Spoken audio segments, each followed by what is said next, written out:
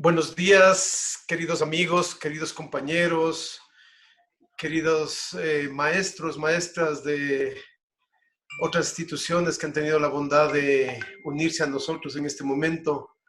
Para San Gabriel es un motivo de mucha alegría poder primero encontrarnos, mirarnos y el otro compartir con la doctora Silvia Pradas, que pronto la presentaré.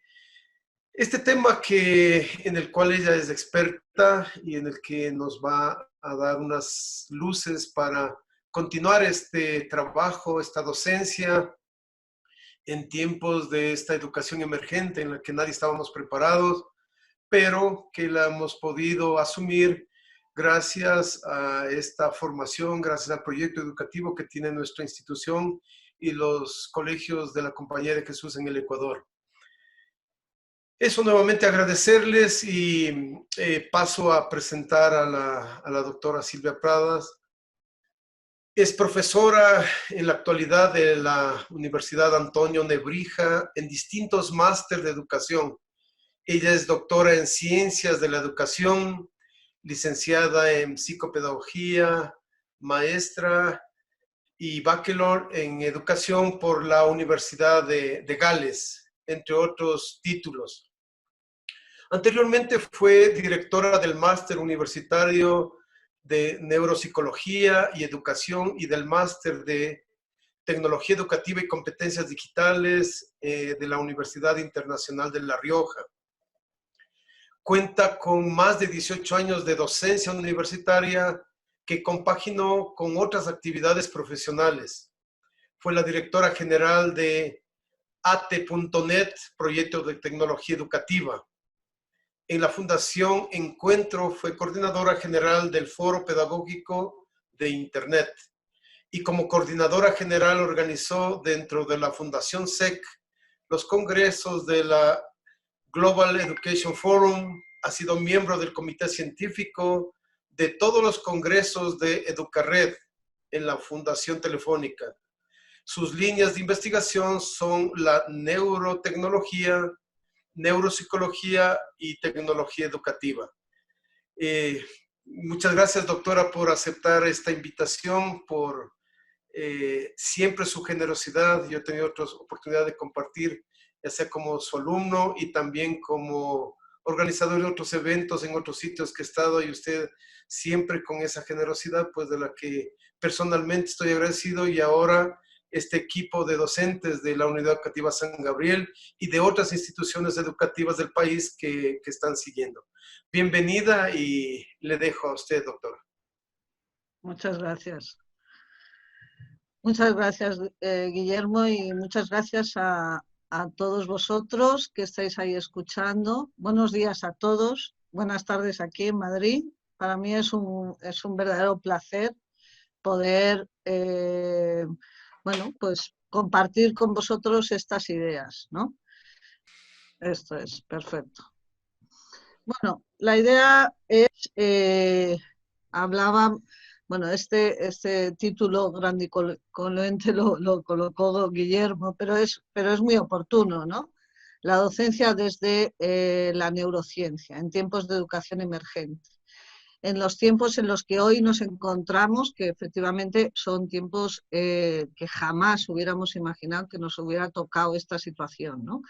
Pero de repente debemos de dar una respuesta a nuestros alumnos en unas circunstancias realmente originales, singulares y muy distintas a las que habitualmente estamos acostumbrados. Quizás ello nos ayude a entender que por qué no aplicamos todos los avances científicos que la comunidad científica nos está aportando.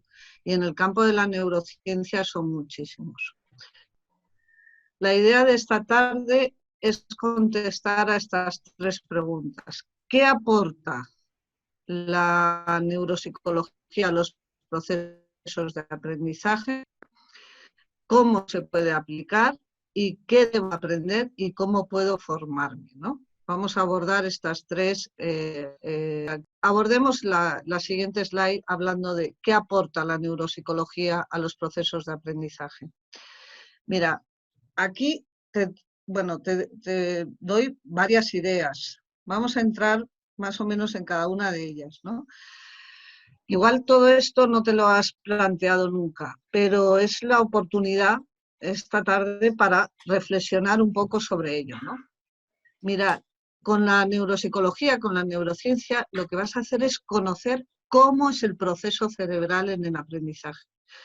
O sea, responder a esta pregunta es una maravilla, desde la perspectiva del profesor estamos viendo, ¿no? O sea, si tú descubres de repente cómo procesa el cerebro en ese proceso de aprendizaje, te replanteas toda tu metodología, toda tu docencia, porque dices, entonces, no es tanto, no debo de dar tanto peso a la memoria, no debo de dar tanto peso a la repetición de hechos y a la estructura lineal que muchas veces llevan los propios libros, pues tampoco. De repente descubres que el cerebro funciona de forma global, ¿eh? Que aunque efectivamente definimos diferentes áreas en el cerebro y cada área tiene su funcionalidad, no quiere decir que el resto del cerebro se desconecte para otras actividades que no sean las de su competencia, ni mucho menos. Todo ello funciona, ¿eh?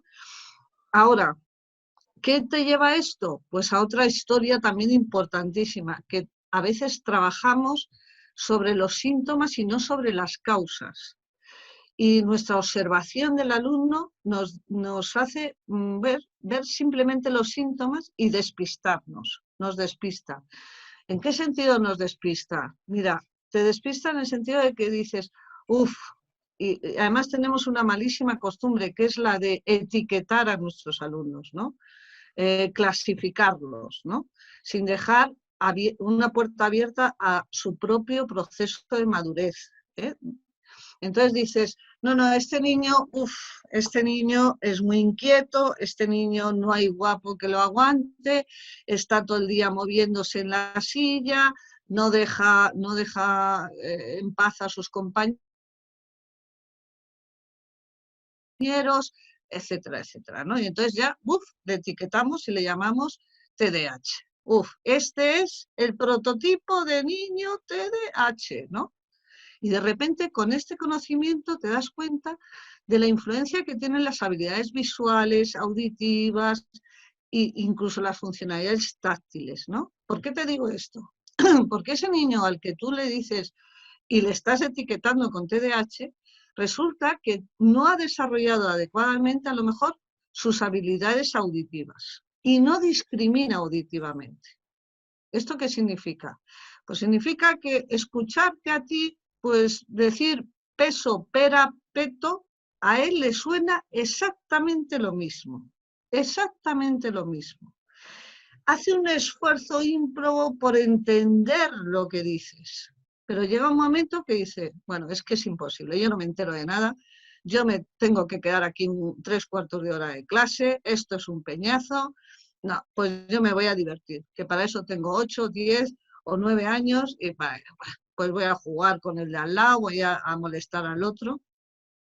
Y entonces esos síntomas que estás viendo te están provocando que no vayas a la causa final, que está a lo mejor en esa discriminación auditiva, en ese problema de discriminación auditiva que tiene. ¿De acuerdo? Y entonces, cuidado con eso, porque también entenderás entonces de esa manera qué le pasa realmente al alumno. No qué intuyes que le pasa al alumno. ¿De acuerdo? Y eso es comprender las influencias que tienen las habilidades visuales y auditivas en ese procesamiento de la información. Porque la información nos entra al cerebro a través de las vías sensoriales. ¿De acuerdo? Entonces, si la entrada de la información no está siendo correcta, el procesamiento cerebral no se produce bien. Por eso decimos, a ver, un caso tipiquísimo, ¿no? Que damos mucho. Este niño no lee. Este niño lee fatal y hay que resolver esta cuestión. Bueno, ahora mismo estáis muchos conectados y yo podría preguntaros, pero no vais a contestar todos. Y os preguntaría, bueno, ¿qué estrategia vas a aplicar para que este niño empiece a leer bien, y haga bien las cosas? Me puedo jugar la mano derecha y seguramente me diríais muchos. No, pues lo que tiene que hacer es leer más y que practique mucho más la lectura. Y voy a hablar con los padres y les voy a decir que a ver, ¿por qué no lee más? Y que se molesten cada tarde en estar media hora con él y que lea, ¿no? Bueno, pues sí, al final conseguirás que lea mejor, ¿de acuerdo? Vale. Pero pones la mano en el fuego que esa lectura hay detrás una comprensión lectora auténtica. Esta es la cuestión. Tú plantéate una pregunta antes. ¿Con qué leemos? ¿Con qué leemos? Leemos con los ojos. Leemos con los ojos. Y te acabo de decir que la información entra al cerebro a través de las vías sensoriales. Si esa entrada, que es por los ojos, no está siendo correcta y por eso esa lectura no es correcta, tampoco va a ser buena la comprensión lectora. Entonces, ¿qué hacemos? Bueno, pues hay que trabajar el desarrollo de las habilidades visuales. Hay que trabajar que el niño haga bien los movimientos sacádicos, que es el cambio de que está viendo una palabra y viendo la siguiente, que mueve adecuadamente los movimientos oculares, que hace correctamente los movimientos oculares, que sabe trabajar la convergencia y la divergencia ocular. Todo eso. Entonces, cuando todo eso lo preparas, el proceso lector ya se da por continuidad. Y lo mismo ocurre en lo auditivo, y lo mismo ocurre en lo táctil, ¿no? Así que esta neuropsicología, esa neurociencia va a ayudar al maestro a conseguir que sus alumnos desarrollen también un buen pensamiento abstracto. ¿Por qué? ¿Cómo es esto? ¿Es así de fácil? No, no es fácil. Pero las fases sí podemos establecerlas. Si entra bien la información al cerebro, el cerebro procesa bien la información, llegaré a un pensamiento superior en tanto en cuanto le ayudemos a que consiga ese pensamiento abstracto. ¿Por qué quiero ese pensamiento abstracto en mis alumnos? Lo quiero para que sean capaces de extrapolar la información y en ese momento convierten información en conocimiento y la hacen suya. Lo hacen suyo y eso sí que es su proceso de formación. Con la neuropsicología, con esta nueva visión de nuestra propia docencia, descubrimos el talento de cada uno de nuestros alumnos. Tenemos que conseguir romper esa barrera de café para todos. Tenemos que entender que cada uno de nuestros alumnos aprende a un ritmo distinto y de una forma diferente y que nos demandan cuestiones distintas también. Por lo tanto, tenemos que observarles bien, tratarles, conocerles a fondo y descubrir ese talento.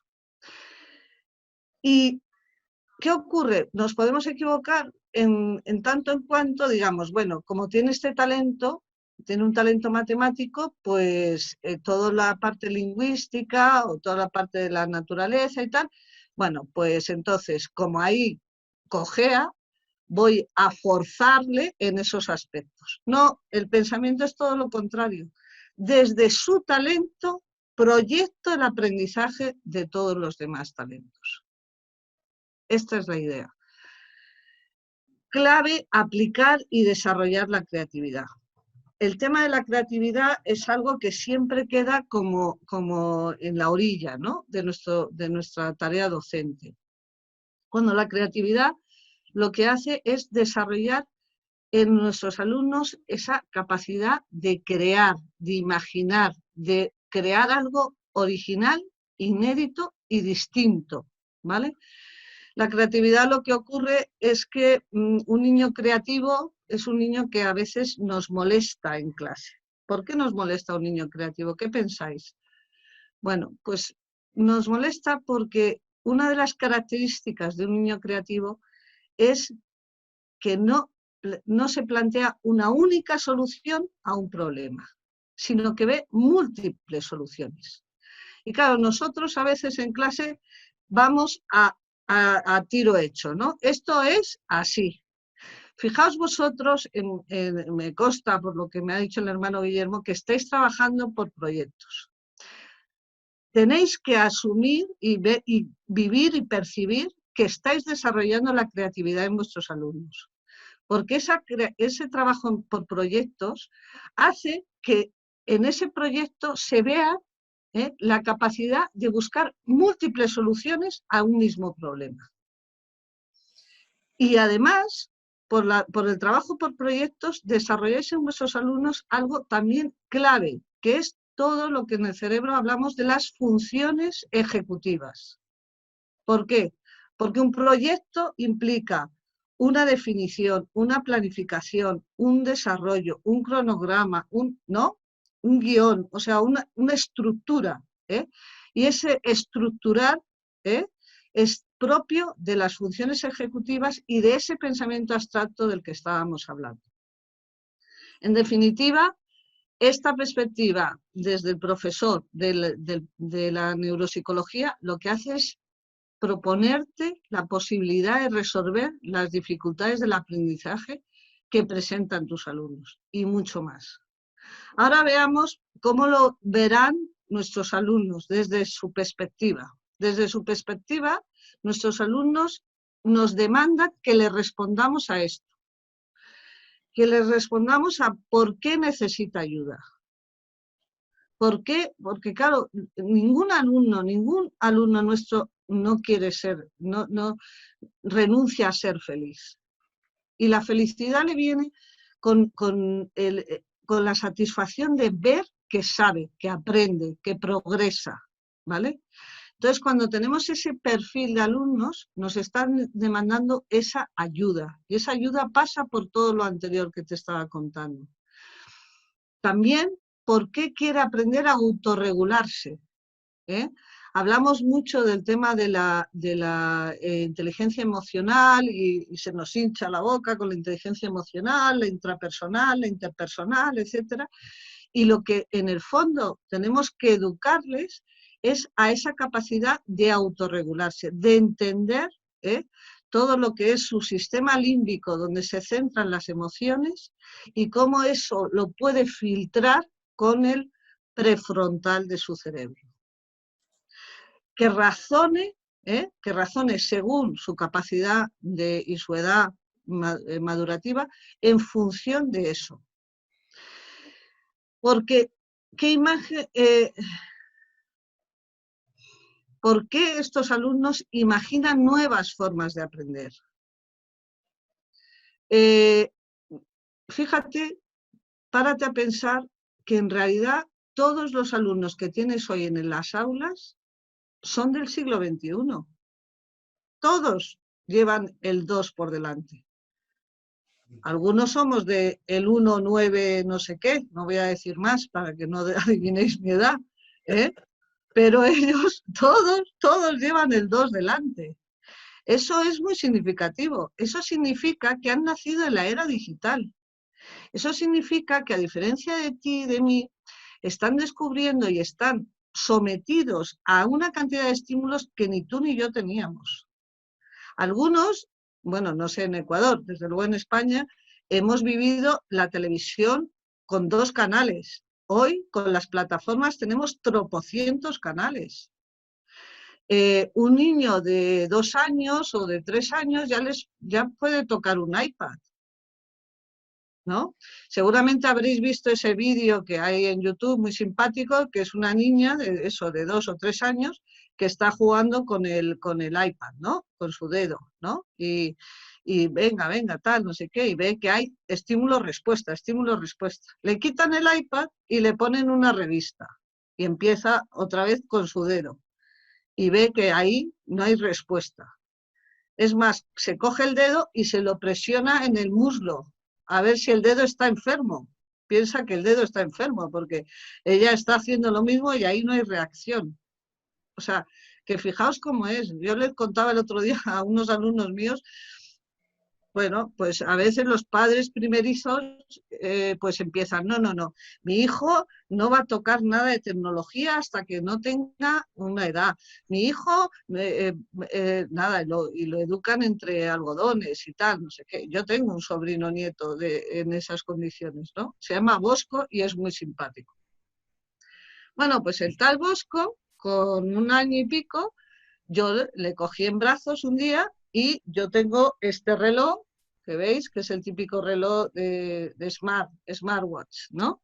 Y el reloj se encendió, ¿no? Como ahora, ¿no? Se enciende y entonces Bosco cogió con su dedito y empezó a hacer así y descubrió que en ese reloj había actividad, había interactividad, ¿eh?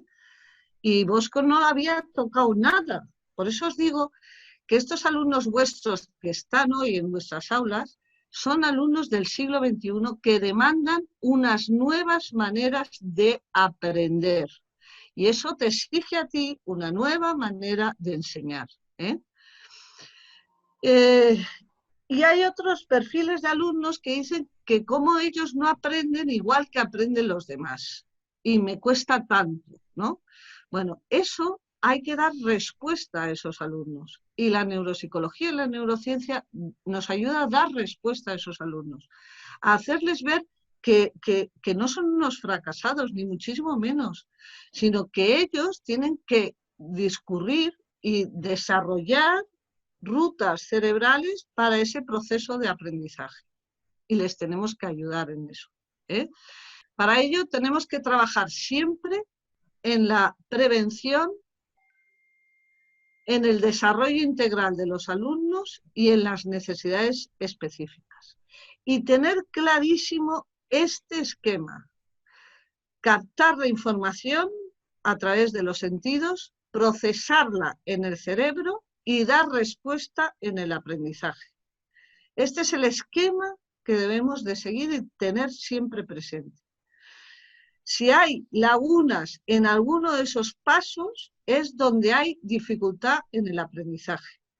Y tendremos que ir a localizar esa laguna para ir a la causa y no despistarnos con los síntomas. Por eso, cuanto más sabes de esto, trabajas mucho más en la prevención para que luego no surja el problema.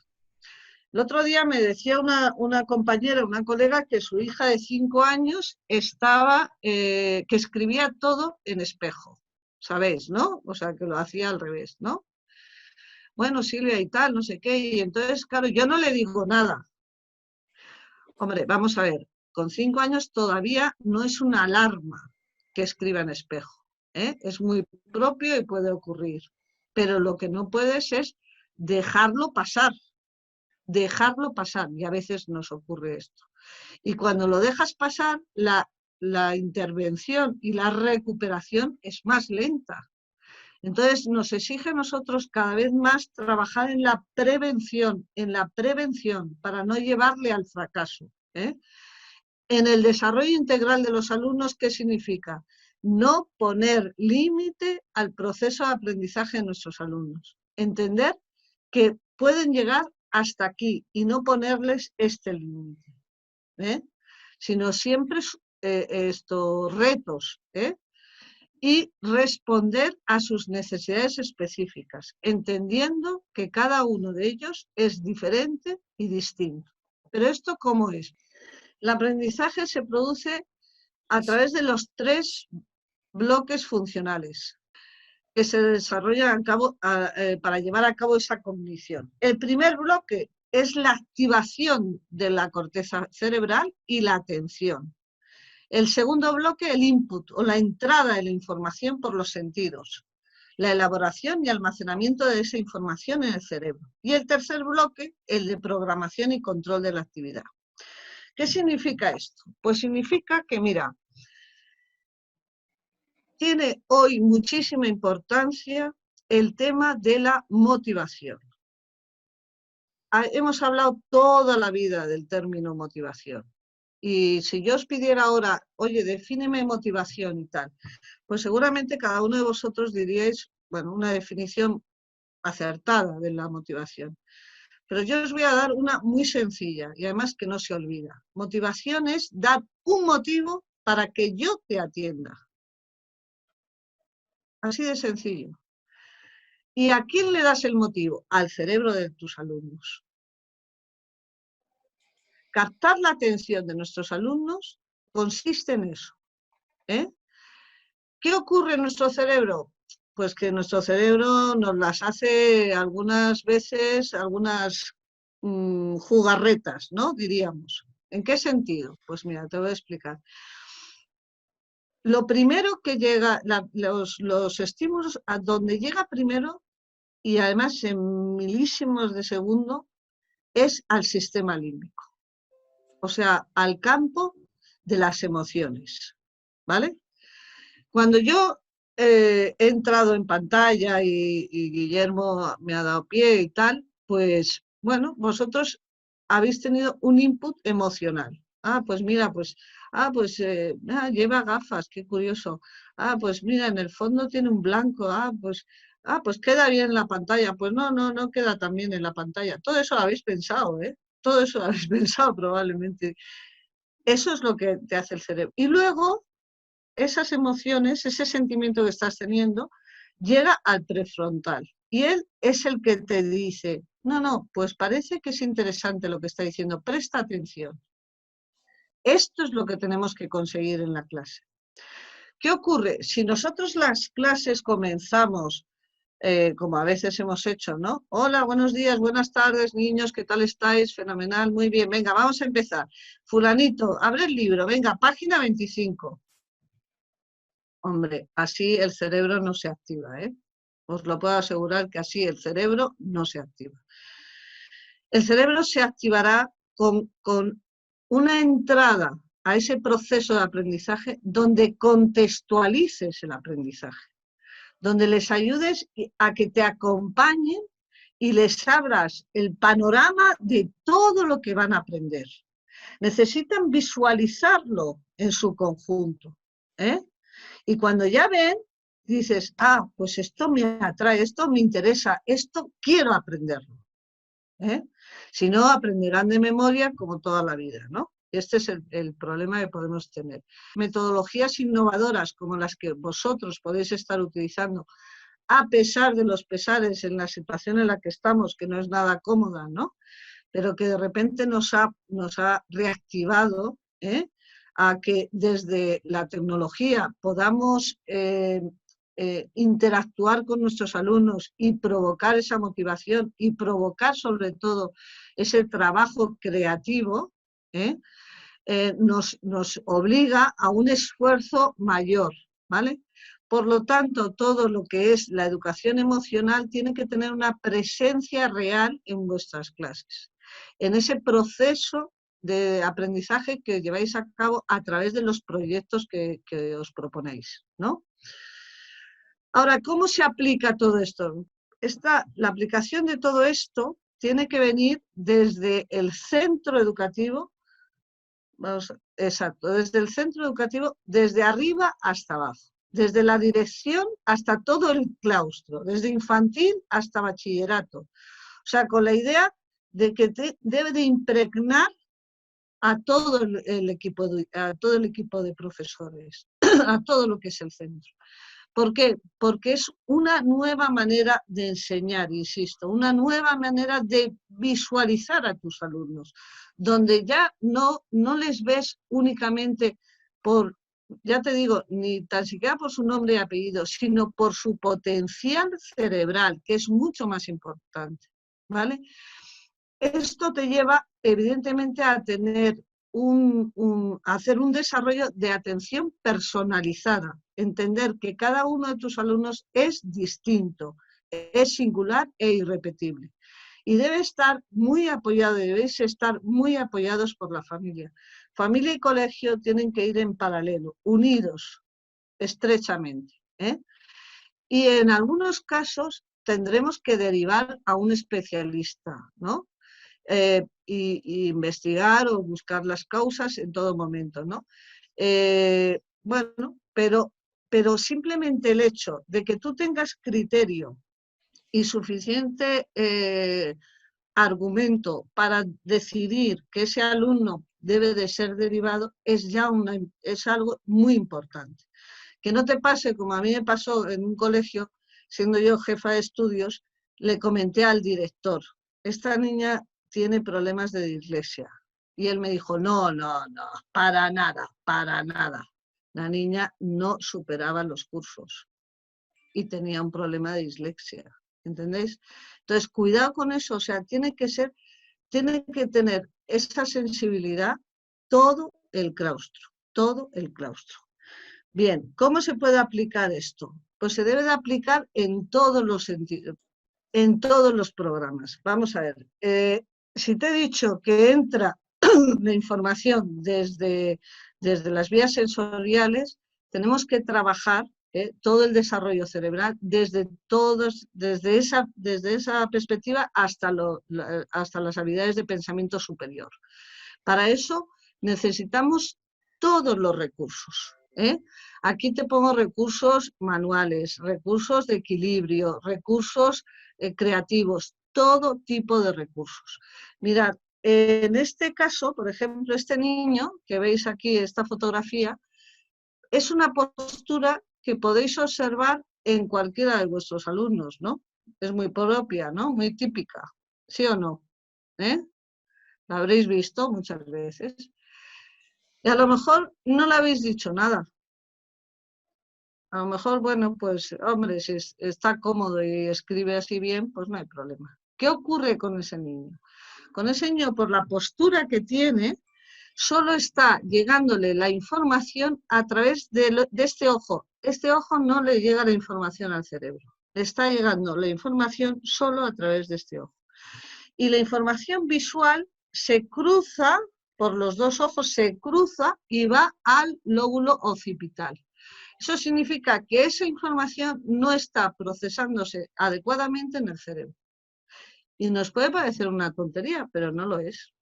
El tema del equilibrio o el tema del ejercicio físico, todas esas cuestiones, bueno, nos pueden parecer importantes y tal, pero no percatarnos del reflejo que tiene el proceso de aprendizaje.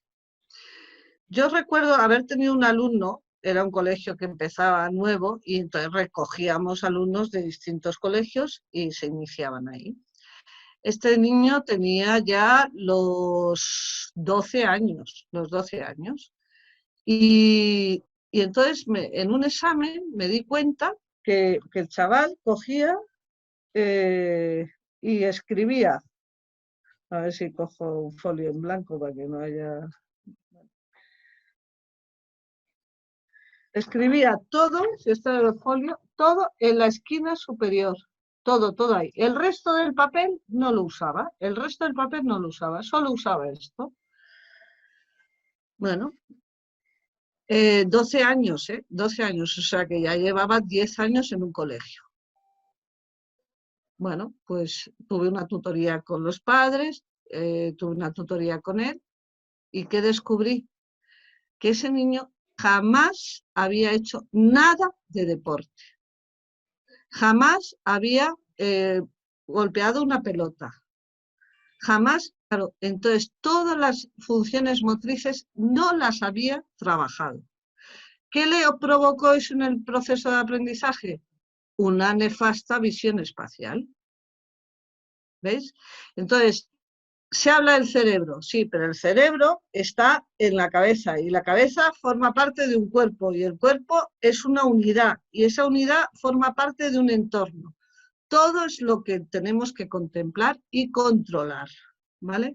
Y en el caso, por ejemplo, de los procesos de aprendizaje neuropsicológicos en la lectura, tenemos que controlar todo el tema de los movimientos oculares.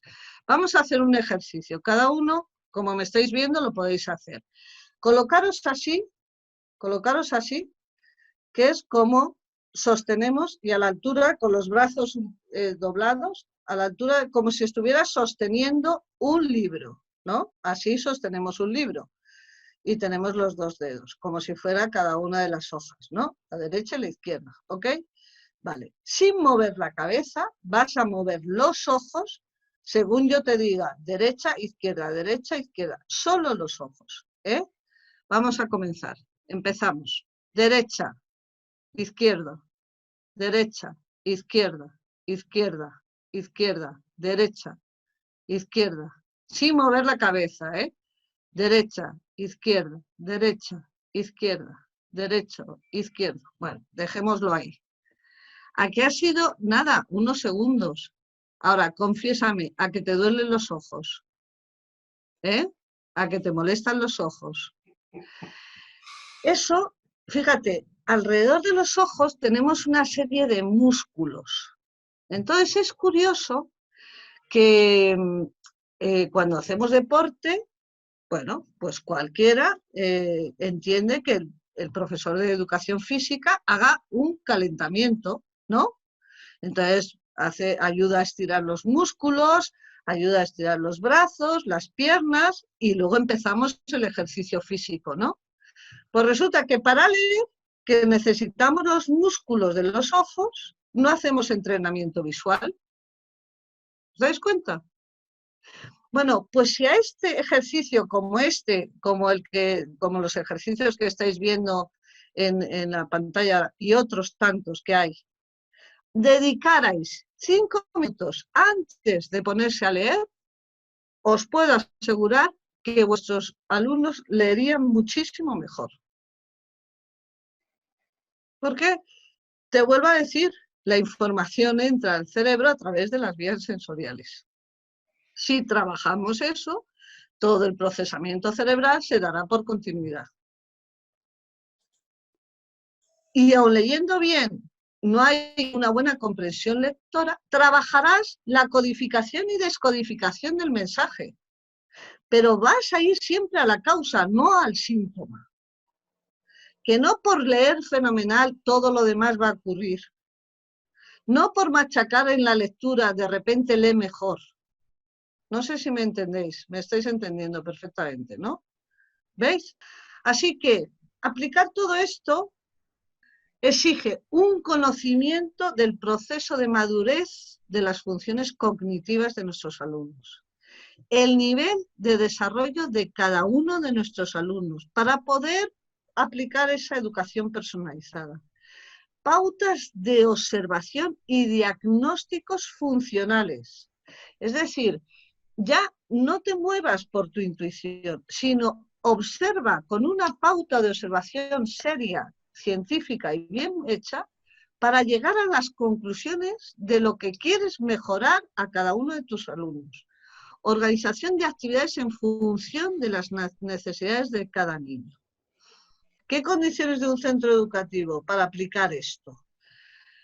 Pues profesionales que conozcan el nivel del desarrollo de los niños, que sean capaces de diferenciar las conductas problemáticas, que tengan recursos para actuar con una intervención apropiada, responsabilidad profesional, institucional, personal, talante innovador, ¿eh? Aquí con la gente que solamente tiene mentalidad de una educación clásica, tradicional, pues cuesta entrar. Aunque aún así, también lo hemos hecho con muchos profesionales con ese corte, cuando descubren lo que se logra, cambian radicalmente, ¿eh? Profesionales que se hacen preguntas, o sea, este niño ¿por qué no aprende? Este niño ¿por qué no es feliz? Este niño ¿por qué no sigue la clase? Este niño ¿por qué no sabe trabajar en equipo? Este niño estudiar, buscar información, conocer otras experiencias, hacer equipo entre el profesorado.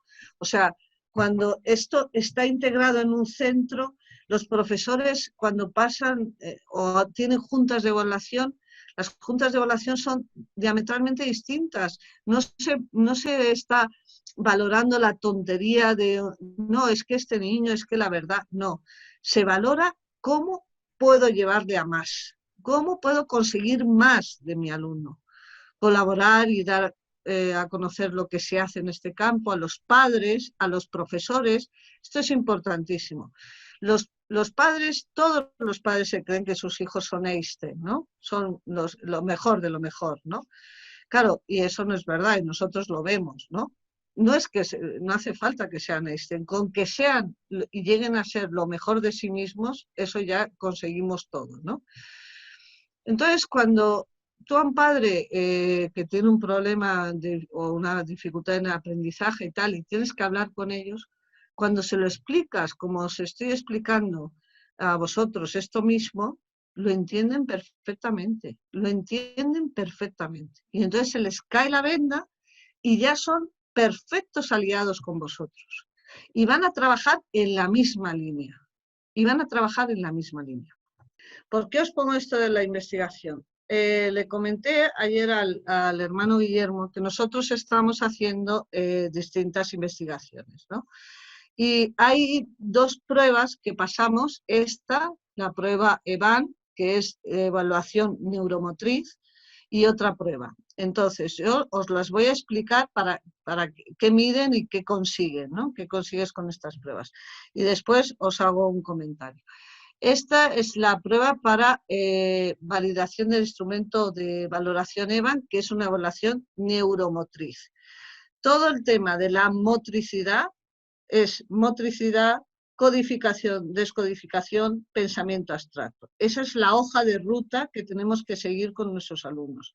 Ese alumno que te comentaba que escribía todo en la esquina superior izquierda de las hojas, tenía una laguna en este primer estadio, que es todo lo neumotor, ¿vale?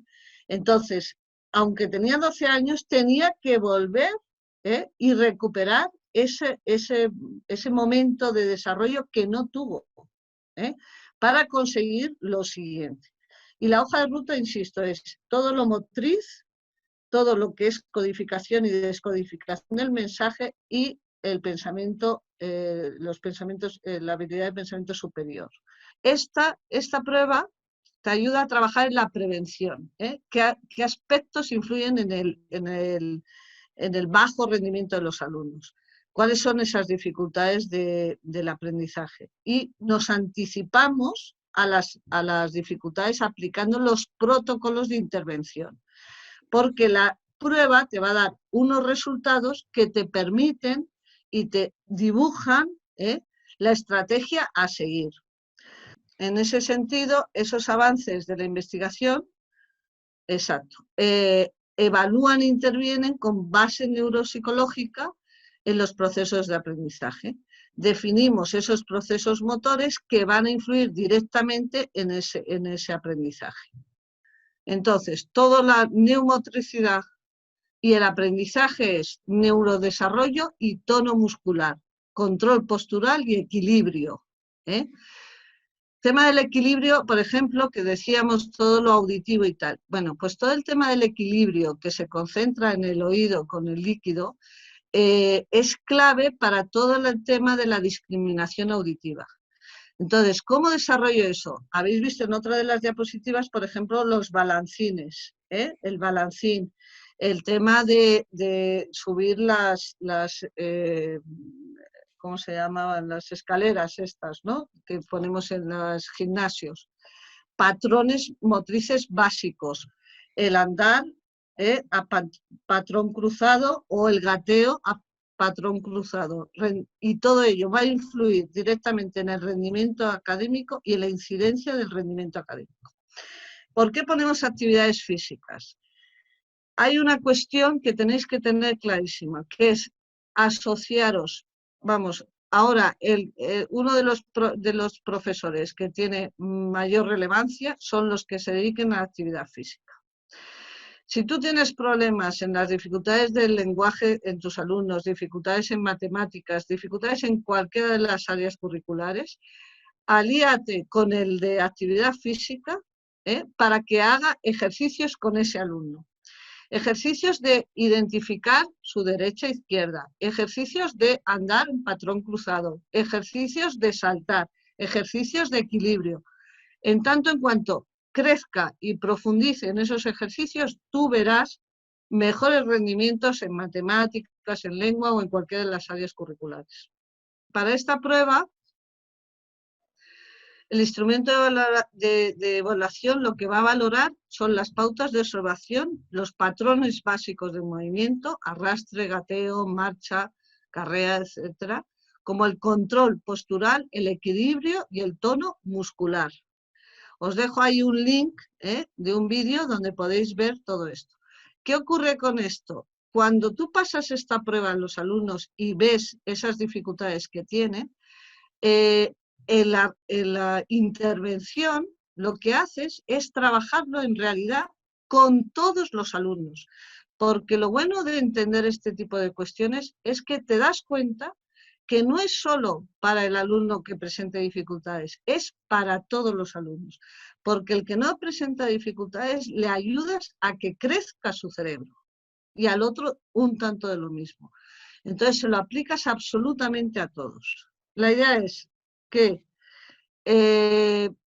pasado esta sesión de trabajo que hemos tenido, pues contactar con el hermano Guillermo, que él me pasaría a mí la información, y entonces podríamos, a los que les interesase, pasarles la prueba, que ellos pasaran la prueba en su centro y nosotros haríamos el registro de los resultados, ¿no? Y el análisis de esos resultados. Ahora, a la hora de aplicar un programa de actividades o un curso de formación, pues eso tendríamos que hablar con el centro que estuviera interesado en continuar. Nosotros lo que podemos hacer es, lo que pasa que, claro, para aplicarlo se necesita una sesión de trabajo pequeña, corta, pero suficiente para que entendáis el manual de esta prueba.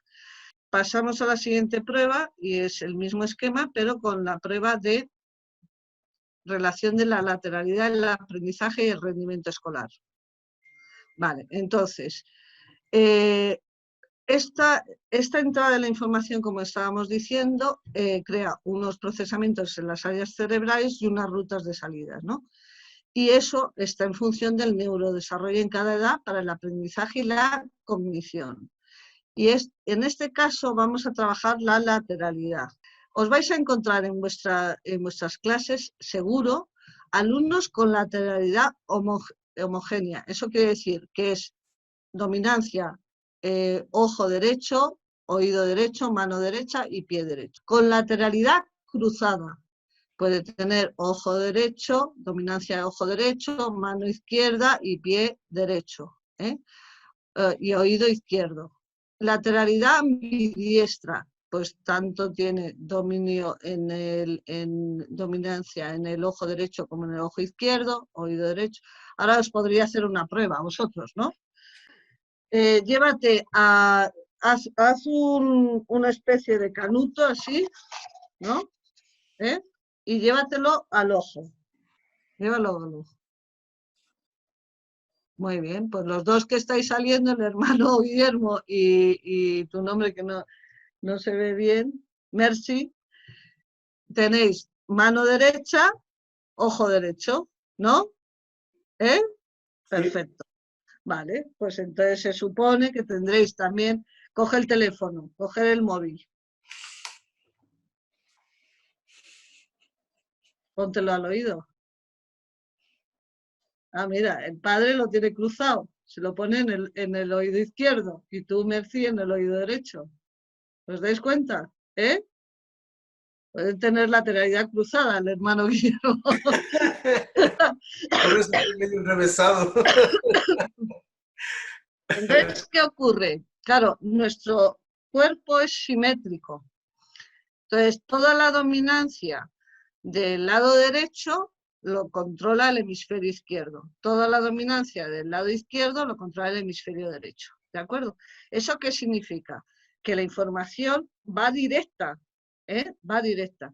Cuando hay cruce en la lateralidad, la información se cruza y la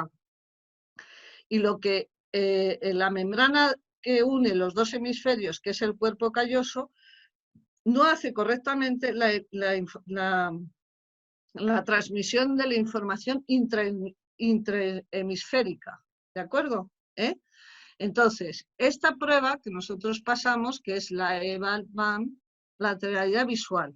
Entonces hay que saber aplicarla, aprender a observar, o sea, y aprender a registrar los datos. Y esos datos se piden yo ahora mismo os he pedido 2 cosas, ¿no? Solamente lo de poner el canuto o coger el móvil. Bueno, pues para valorar la lateralidad visual, 10 acciones que hacen con el ojo derecho o con el ojo izquierdo. Y tú tienes que ir registrando con qué ojo lo hacen esas 10 acciones. Lo mismo con la lateralidad auditiva. Exacto.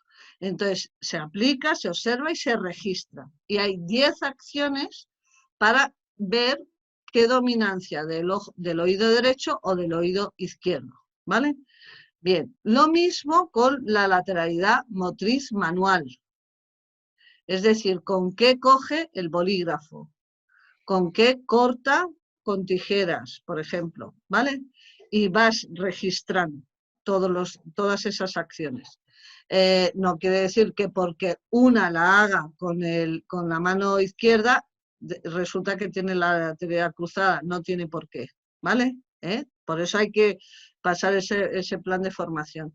Y finalmente, la lateralidad motriz podal, que es con qué pie trabaja, si tiene dominancia del pie derecho o dominancia del pie izquierdo.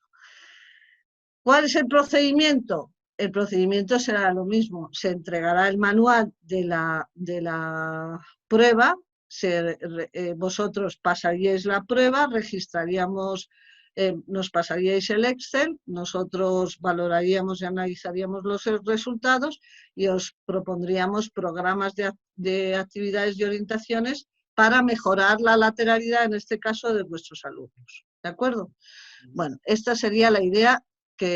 Bueno, aprovechando esta oportunidad que tenemos, si tenéis interés y tal, pues podríamos, canalizándolo a través del hermano Guillermo, en aquellos centros que estuvierais interesados, poder hacerlo, ¿no? Bueno, pues yo no he querido alargarme mucho ni robaros mucho tiempo y donde os doy las gracias por vuestra atención y os digo algo más. Hoy en Madrid, que es donde yo vivo, estamos celebrando San Isidro Labrador, que es precisamente nuestro patrono, ¿no? Y yo pensaba en nuestra labor como profesores, nos parecemos mucho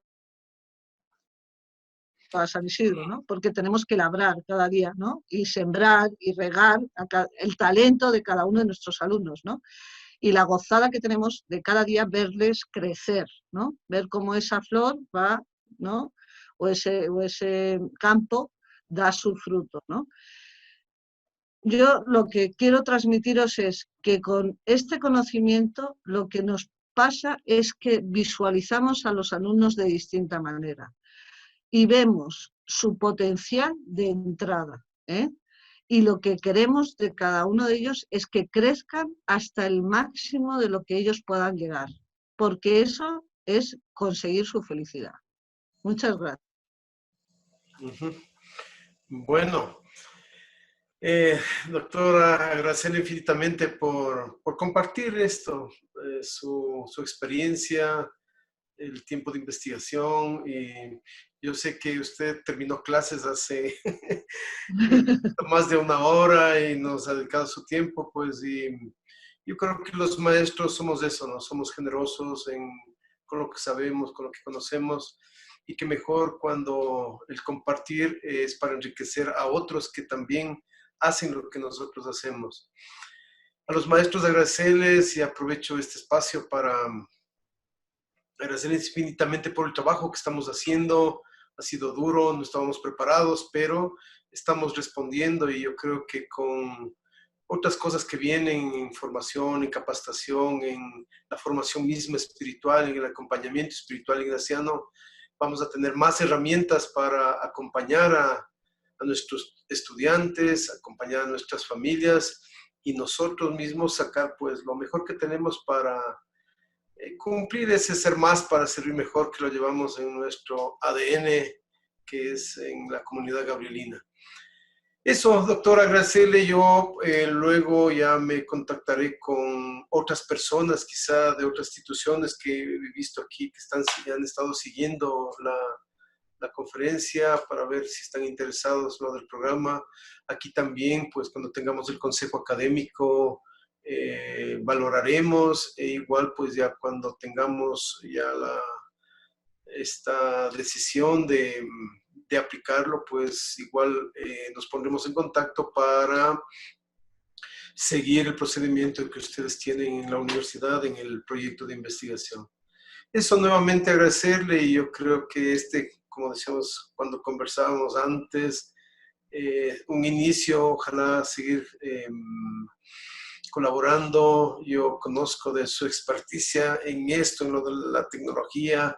Yo me enriquecí mucho cuando fui su alumno, hice muchos trabajos interesantes. Yo creo que ahora es cuando podemos sacar esto para convertir a esa tecnología como esa herramienta que nos ayuda a nosotros a hacer nuestro trabajo, o sea, aplicar como docentes y enseñarles a los niños, a los jóvenes, a utilizarla como una herramienta de aprendizaje.